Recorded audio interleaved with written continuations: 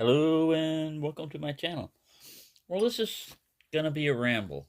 Um, I just know it because part of what I do as my therapy or adjustment for myself is I talk things out.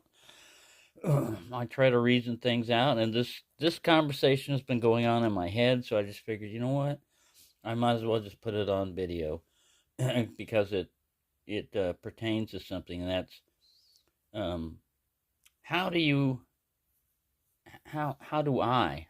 Because I'm gonna put this down here right off the front. I'm not a doctor. I'm not a psychologist. I'm just an old guy who's gone through life, and I started to realize that you start understanding life towards the end of your life. I mean, you finally gain enough knowledge and stuff that you start figuring things out almost when it's too late to do anything about it. But anyways, what I what I'm talking about is how do you cope with loss? How do I basically, when I say you, I mean me, and that's why I'm trying to say I'm not giving advice. I'm just explaining how I go through things. And it usually comes about usually this really usually comes about when you lose a parent or both parents. They've always been there for you. They're always around. And you just come to accept that they're always going to be there, and when they go, it's just a big loss in your life because you're like, wow, that they were always there and I just took it for granted, but now they're gone and there's so much I'd like to ask them and so much I'd like to tell them, and I mean, it's too late.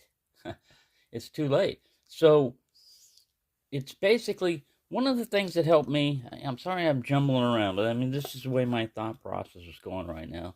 One of the things that helped me when I was being a caregiver to my mom, who was already in hospice care, so she was terminally ill, and I was given a book to read by, I think it was the VA rep, and she wanted it back. So I read it and I didn't keep it and I gave it back to her. But it was talking about care for elderly people. And one of the main things is legacy. What is their legacy going to be? That's what they want to set up because they have already adjusted to the fact that they're going to pass soon, and they know there's nothing they can do about it. So my parents started giving away stuff because uh, they knew they weren't going to live forever, and they had seen what happened their uh, when my dad's mom died, my grandmother died. Uh, she said left in a will, basically divided up amongst yourselves, and oh my God, that family was not a functional family, and they didn't like each other, and there was arguments about stuff, and it just turned into a whole big mess. And so my parents said, you know what, rather than do all that, we're just gonna give stuff away right now while we're alive, and when we die, well, I'll figure it out. So the legacy part of it is, I know I'm going to speak also a little bit about this, but I don't feel qualified for it. But Randy's WSG passed away recently, and he had an influence on my life and my channel also because um, I met him, in chats and stuff like that, and he was friendly. And so once you're gone, all you have left afterwards is memories. All right. And so when someone passes or someone disappears or something like that you loved, at first you're going to go through a grieving process, denial and all this other stuff. But I mean, eventually you're going to come around to accepting it. But what you're going to realize is that all you have left is memories. And if you keep going back to the last memories of their passing, it's not going to be a pleasant memory. I have to supplant that with just remember all the good times. And just remember, if you live your life the best that you can, then you have nothing to regret. It's just like with Shadow disappearing. I know that I treated him the best that I could. I know I could have treated him better. I could have adopted him and all this other stuff, but uh, there's no use worrying about stuff like what you could have done or anything. I mean, you can look at it, evaluate it, and see if you need to change your life or change your procedures or anything. But what's past is past, and what's future is going to happen, we don't know. And the now, it just keeps, it's continually bopping along. So you have to live in the present, but you have to be aware of the future and be aware of the past. But you can't let the past dictate your future, so that every time you have a memory of something that you cared for, you get sad. It should be that you get happy. That you remember, oh yeah, I remember that. But usually sadness comes in because you realize that's not going to occur again ever, once they're gone.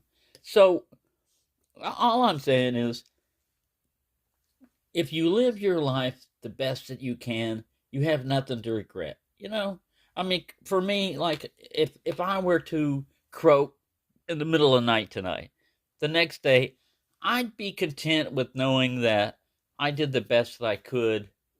Um, I, everybody goes through life where they have things that they regret, but as long as you adjust your life and for the better, then that's just a part of the learning process, especially when you're young. We all have done stupid and crazy things, and things that we, maybe have blanked out of our mind, that we don't want to remember that we did that.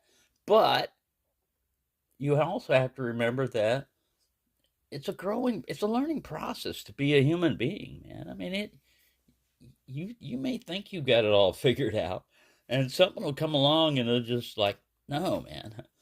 I really believed that we as human beings had gotten beyond racism. I really did. I thought, I went through the civil rights movement in the 60s and everything, and I saw the attitude of people change towards black people, and it was positive. I mean, it was good, and I thought, finally we're getting over this. And I've lived with Native American people. So if you think black people were treated badly, you should see how Native American people were treated. But you know what? Once you get to know people, no matter what their skin color is, you're going to find out that we're all basically human. There are good humans and there are bad humans. It doesn't matter what the pigmentation is, And if we ever meet aliens, guess what? There are going to be good aliens, I'm pretty sure, and there are going to be bad aliens. And how do you determine which is which? By their actions, not by what they say, but by what they do. If what they do in your life is positive, then it doesn't matter, even if they're not from this planet. If they're intelligent and they want to help, then fine. But I think it's just like good and evil. Is that a thing? Well, I think that good imposes rules upon itself, like morality. I will never do this. Evil has no rules. So if you're ever in a battle of good against evil, good is always going to have one hand tied behind its back by itself, because it has to remain good. And sometimes you have to untie both your hands to fight off something that's fighting you with two hands. And if that appears evil, sometimes that is what it takes to stop evil, is equal amount of force or greater against it. Now, I'm not saying you have to lose your morality or anything. I'm just saying that if you want good to win, we need heroes. We need people willing to step up against the masses that are just blindly going along with all their rights being taken away. I'm not encouraging anything right here. This is a thought experiment. I'm just saying, how do you want to live your life? How do you want to be remembered? Do you want to be remembered as somebody who did good for everybody? Or do you want to be remembered as that jerk? I mean, for me personally, it doesn't matter, because once I'm gone, I'm gone. The only thing that's left of me is memories and videos. And this might be one of them. But the difference between a video and me right now is I can interact with you. I can interact back and forth. You ask me a question, I can answer it. Once I'm gone, I can't interact with you anymore. From pretty much from what I can tell, I'm not going to get into the possibility of afterlife, because all I know is I have one life. And it's how you live that life is what's important. It's not, oh, I'll make it up in the next life, or oh, I'll be rewarded in the next life. It's not guaranteed. This is the only thing that I know of right now. This is my only reality. Every day I wake up, I'm still in the same body. I still have the same mind. I still have the same thoughts. I look pretty much the same, although I'm aging, so that changes. But I'm me every time I wake up. Even when I dream, I come back to me when I wake up. Now, maybe the dreams are real and the wake up part is just a dream. I don't know, but for me, I usually have a fairly firm grasp on reality, but I can let my mind wander and go off into tangents, which we just saw. But anyways, that's all I just wanted to say on this rant and ramble. I don't want to go too long on it. You never know how long you're going to be on this planet. And you can't. One time I tried to live my life there's a saying that's false also. Live each day as if it were your last. Well, no, you're not. That's not going to be. I know from experience. I tried that once. And I almost destroyed some friendships from it, because they were not ready to live their day as if it was their last. But I was just going through this experiment. And no, there are consequences to the next day if you have to continue on. One of them might be a hangover, but still, it's like I said, it comes down to your legacy and how you interact with other people and stuff. It matters after a while, because sometimes that's all that's left is memories. And if your memories of that person are good, then they did well. You'll have to get over the grief, eventually, of them being gone, and that's just a part of coping. But I guess the only thing I could say out of this is that if I have a possibility of the cat showing back up, but anybody else is coping with loss, and I've been through, many a severe loss in my life. Now I know what I'm talking about, what I've gone through on that, but they say time heals all wounds, and again, that one, in a way, is true, because eventually you pass. Time will eventually catch up with you, and even if that wound is still bang, time healed it. You aren't hurting anymore. But there are some losses that can never be filled again, no matter how you try to cope with it. One of them is your parents. The other one is close friends, and then it can be pets too.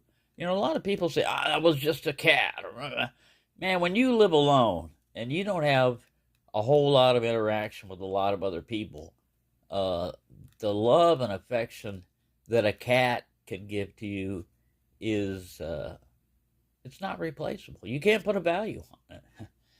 And it could be anything. It could be any pet, because animals don't have a hidden agenda usually. They're straight up front. If they're hungry, they'll tell you, I have a cat that he's off real friendly, but he's a mooch. That's stripe face. I see him chasing people, follow people all around. He's good at it. He'll meow. He took the place of Tiger Tom, basically.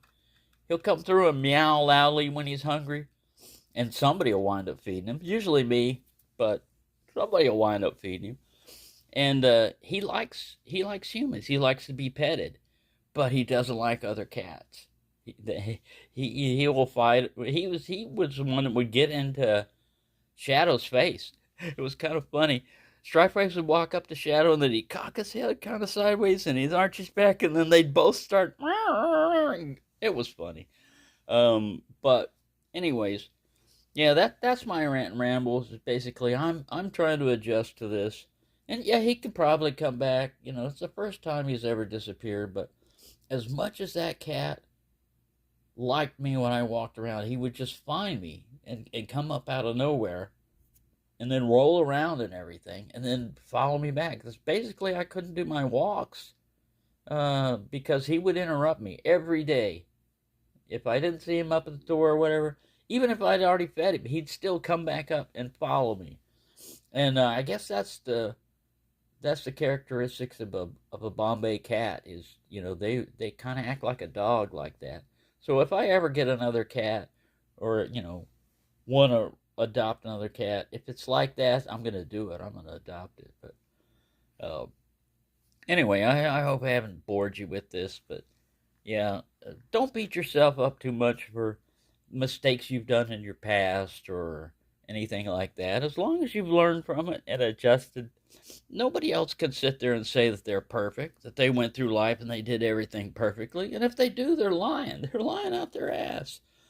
But that's all I got to say there. I still haven't found that other knife, so I'm not obsessing about looking for it. That's another loss. Losing knives. I don't get as broken up about knives can be replaced. You can buy another exact same knife if you lose it, most of the times, unless it has sentimental value. It's just like I was thinking about my, like razor blade. I was going to show that the maintenance guy, because I had asked him before. I said, "Have you ever tried to shave with a straight razor?" He goes, "No." I said, "Don't cut like you would normally think you would cut. Have the blade kind of like parallel to your face. It's not exactly the way you would think you would cut." I found that out the first time I tried a straight razor. I sliced my face a little bit open. But I was thinking about that. I have my grandfather's straight razors. Let me get those. Now, I've shown these before. It's just been a long time since I've shown them. But this is like some kind of leather. It's pretty good. Kolbar, Solingen, Germany. It's like, I don't know, two obese people. Maybe that's just, it's cold. They're facing off. I don't know if they're just talking to each other. Anyway, it has that on every one of them. And I don't think this is not mother of pearl or anything like that. It's just plastic. But that's a gold inlay. And each one has a date on the back. And from what I can tell from the wear on this one was used the most. And that's, it went to church on Sunday. But when I showed this off one time, one of the comments, somebody said, "How much would you sell that for?" I said, "It's not for sale." You know how many things that I know of that are floating around that used to be my grandfather's? It's this and maybe a wrench, a Craftsman wrench with a patent pending on it. That's it. I don't have anything else of him but memories and this. And this is something that he touched. So I wouldn't sell this. This would be the last thing in the world I would sell. I'm amazed that I still have it because I'm moving around all the time. And it would have been easy to lose or misplace, but this still stuck with me. So I have fond memories of that. And that reminds me of my grandfather. So that's like nostalgia. Anyway, I bored you long enough. Thanks for watching and have a nice day. Just remember, to appreciate those around you that you care for. Let them know in one way or another. I mean, you don't have to necessarily tell them, but express it some way, because life is short. It's shorter for some than others, and you never know how short it is. So I'll leave you with that.